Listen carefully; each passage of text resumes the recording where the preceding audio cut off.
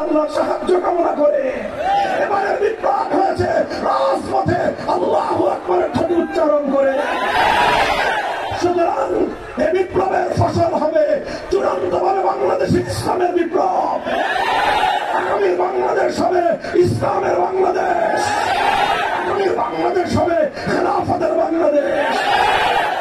তবেই এই বিপ্লব চূড়ান্ত সাফল্য অর্জন করবে।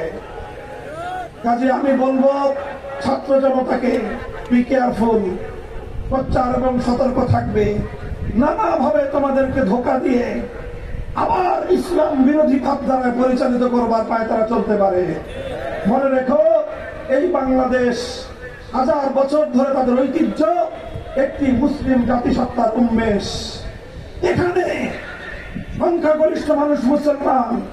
এই মুসলমানদের ধর্মীয় চেতনার প্রতি সম্মান দেখাতে হবে এবং এই মুসলমানরা ইসলামের নির্দেশেই সংখ্যালঘু সকল সম্প্রদায়ের তাদের জান মাল ইজ্জত আবরু এবং ধর্মীয় নিরাপত্তা বিধান করবে। আপনারা দেখেছেন এই আগস্ট বিপ্লব 5ই আগস্টের পর থেকে প্রায় আজকে 1.5 মাস অতিক্রান্ত হতে চলেছে। বাংলাদেশে কোথাও কোনো সংখ্যালঘু নির্যাতনের নাটক নাই, আছে? কারণ আসলে বাংলাদেশে কখনোই সংখ্যালঘু নির্যাতনের আসল ঘটনা হতো না। যেটা হতো সেটার নাম হলো নাটক। এই নাটকের কলা কুশীলব ছিল শেখ হাসিনা এবং তার দোসরেরা। এরা রাতের অন্ধকারে কান্নাগিরি হয়ে সংখ্যালঘুদেরকে ছবল মারত, দিনের আলোতে ওরাই আবার ওঝা হয়ে থাকতে আসতো। এই ছিল বাংলাদেশে শেখ হাসিনা এবং আওয়ামী লীগের সংখ্যালঘু প্রীতির আসল কাহিনী। এখন শেখ হাসিনাও নাই, নাটকও নাই, আওয়ামী লীগও নাই, কালনাগিনীও নাই, কাজে ওঝারও দরকার নাই। বাংলাদেশ সম্প্রীতির এখন অনন্য দৃষ্টান্ত স্থাপন করে চলেছে। দুর্গা পূজা সহ সংখ্যালঘুদের অন্যান্য ধর্মীয় অনুষ্ঠানাদি ততদিন তারা শান্তি প্রিয়ভাবে পালন করবে। মুসলমানদের দায়িত্ব এবং কর্তব্য হবে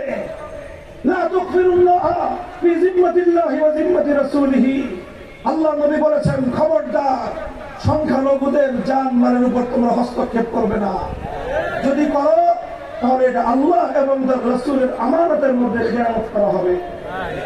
আমি বলতে চাই, ইসলাম প্রিয় জনতা, হেফাজতে ইসলাম বাংলাদেশ সহ সকল ইসলামী সংগঠনগুলো, মসজিদের ইমাম সমাজ, আলেম সমাজ, আমাদেরই প্রধান দায়িত্ব হলো সংখ্যালঘুদেরকে নিরাপত্তা দেওয়া। প্রশাসন কি করবে না করবে সেটা প্রশাসনের ব্যাপার। বাংলাদেশে পুলিশ বিভাগকে যেভাবে শেখ হাসিনা দলীয়করণ করেছিল, শেখ হাসিনার দলীয়করণের কারণে আজকে পুলিশ বাহিনীর মনোবল ভেঙে খান খান হয়ে গিয়েছে। এর দায় শেখ হাসিনার, এর দায় আওয়ামী লীগের।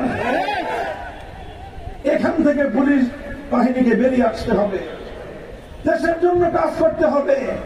পুলিশ বাংলাদেশের রাষ্ট্রীয় বাহিনী, আওয়ামী লীগের দলীয় বাহিনী নয়। সেভাবে প্রশাসনকে সুন্দরভাবে পরিচালনা করতে হবে।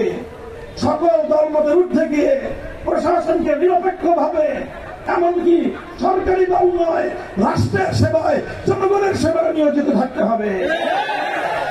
আগামী দিনে এভাবে আমরা বাংলাদেশ দেখতে চাই। কথা বলেন ঠিক না বেঠিক?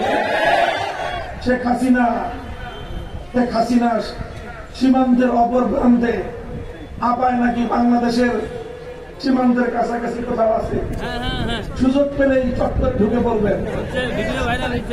আমাদের যুব মাসুম সব বলছেন, আসেন, এদেশের মানুষ আপনারা তালাশ করতেছে, খুঁজতেছে দেশের মানুষ। 15টা বছর এই দেশের মানুষের কম জ্বালান নাই আপনি। এদেশের হাজার হাজার মায়ের কোল খালি করেছেন, মায়ের বুকের স্বপ্ন আপনি ধূলিসাৎ করে দিয়েছেন। আজও বাংলাদেশের নিভৃত অঞ্চলের হাজার শত মা প্রতি রাতে নির্ঘুম রাত কাটায়, পথের পানে চেয়ে থাকে, দীর্ঘশ্বাস ছাড়ে।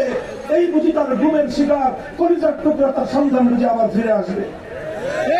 আসে না। মায়ের অপেক্ষার প্রহর শেষ না, এ মা যতদিন বেঁচে থাকবে তার বুক থেকে নির্গত দীর্ঘশ্বাস এবং তার অভিশাপ শেখ হাসিনা তোমাকে তাড়া করে ফিরবে। এ থেকে তুমি মুক্তি পাওয়ার কোনো উপায় নাই তোমার। সংগ্রামী সাথী ও বন্ধুগণ, আমরা এখন এমন একটা পর্যায়ে এসেছি যে এই শেখ হাসিনা, তার পতিত সরকার এবং শেখ হাসিনার পিছনের শক্তি যারা বাংলাদেশের 18 কোটি মানুষের স্বার্থের দিকে না তাকিয়ে তাদের নিজেদের স্বার্থের দিকে তাকিয়ে শেখ হাসিনাকে তারা জোরপূর্বক ক্ষমতার মসনদে আসীন রেখেছিল, বাংলাদেশকে বিশ্ব দরবার থেকে বিচ্ছিন্ন করেছিল, আন্তর্জাতিক শক্তিগুলোকে মোকাবেলা করে বাংলাদেশে ফ্যাসিবাদ তৈরি করেছিল পার্শ্ববর্তী একটি রাষ্ট্র। ওরা কিন্তু বসে নাই, ওরা সুযোগ খুঁজছে বাংলাদেশের মধ্যে কিভাবে আবার বিশৃঙ্খলা তৈরি